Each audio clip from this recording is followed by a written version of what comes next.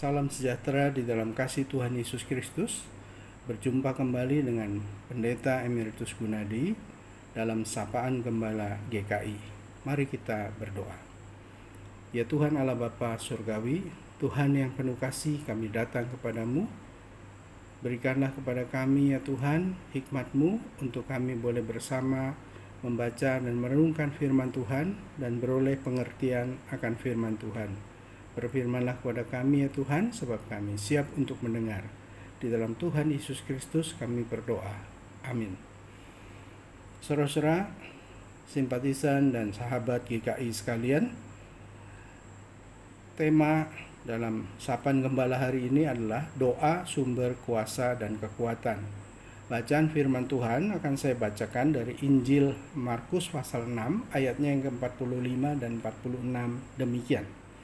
Sesudah itu Yesus segera memerintahkan murid-muridnya naik ke perahu dan berangkat lebih dulu ke seberang ke Betsaida.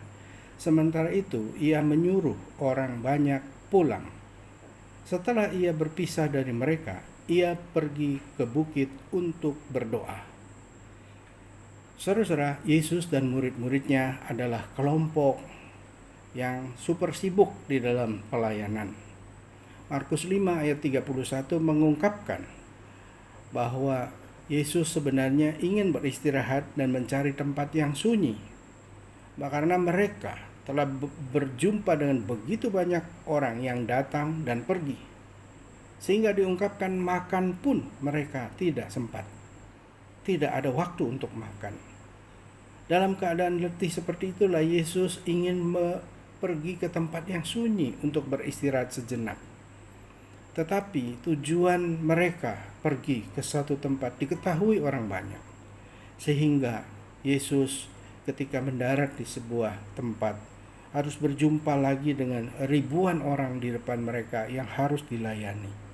Dengan penuh kesabaran Tuhan Yesus melayani mereka.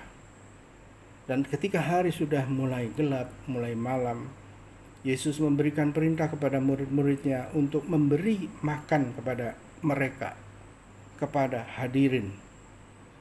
Dan disitulah kemudian akhirnya Yesus dengan cara yang begitu unik, dari 5 roti dan 2 ikan, Tuhan Yesus mengucap berkat, memecah-mecahkan roti itu dan membagikan kepada lebih dari 5.000 orang laki-laki, mungkin ditambah dengan perempuan dan anak-anak lebih dari 10.000 orang. Akhirnya dalam bacaan kita tadi diungkapkan Yesus berpisah dengan orang banyak dan murid-muridnya. Sedangkan dia sendiri pergi ke bukit untuk berdoa.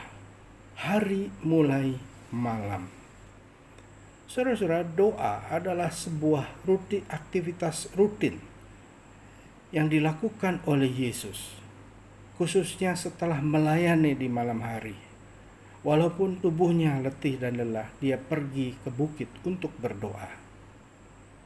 Tetapi dalam ayat yang lain pun, pagi-pagi benar sebelum melayani, Tuhan Yesus pun pergi berdoa. Markus 1 ayat 35 mengatakan, pagi-pagi benar, waktu hari masih gelap, dia bangun dan pergi keluar. Ia pergi ke tempat yang sunyi dan berdoa di sana. Saudara, doa adalah sebuah ekspresi yang sangat penting dalam kehidupan Yesus, di mana Tuhan Yesus mencontohkan bagaimana dia berdoa di pagi hari, dia berdoa di malam hari. Saudara, di dalam doa itulah dia berbicara kepada Bapa yang mengutusnya. Dia berdialog dengan Bapa yang mengutus dia. Dia mengungkapkan isi hatinya, perasaannya, pergumulannya. Di dalam percakapan dengan Bapanya itulah dia kemudian juga kemungkinan besar memahami kehendak Tuhan, kehendak Bapanya, apa yang Bapanya inginkan dia lakukan.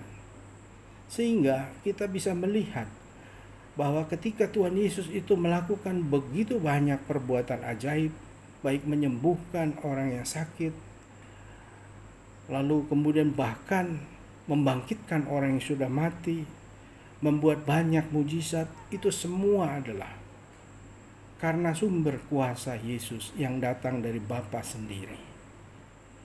Kita memahami bahwa orang yang banyak berdoa berarti sebenarnya orang itu banyak berbicara dan berdialog dengan Bapa, dengan Tuhan.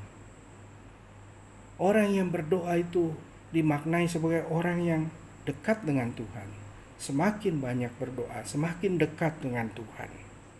Dan orang ketika semakin dekat dengan Tuhan, maka dia akan semakin memahami kehendak Tuhan di dalam hidupnya.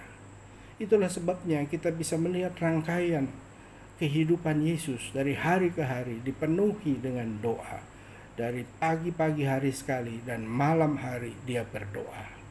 Itulah sumber kuasa dan kekuatan Yesus di dalam pelayanannya. Marilah kita bersama mengikuti teladan Dia. Kita lebih banyak lagi berdoa, kita lebih tetap lagi berdoa, kita menjadwalkan doa kita lebih mendekatkan diri lagi dengan Tuhan, berdialog dengan Tuhan, mengungkapkan segala isi hati, dan mendengarkan Tuhan berbicara, memahami kehendak Tuhan, supaya pada akhirnya dengan perasaan penuh syukur kita bisa merasakan kehadiran Tuhan dalam setiap kehidupan kita, di segala aspek hidup kita.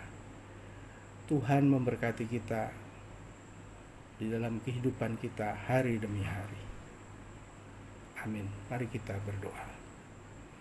Allah Bapa Surgawi, kami bersyukur kepadamu karena Yesus Kristus Tuhan memberikan contoh dan teladan yang sangat jelas, yang sangat bermanfaat, sangat berguna.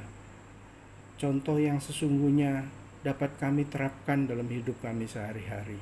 Bukan sesuatu yang sulit, bukan sesuatu yang tidak bisa diterapkan. Justru sesuatu yang sangat mudah dan bisa kami terapkan.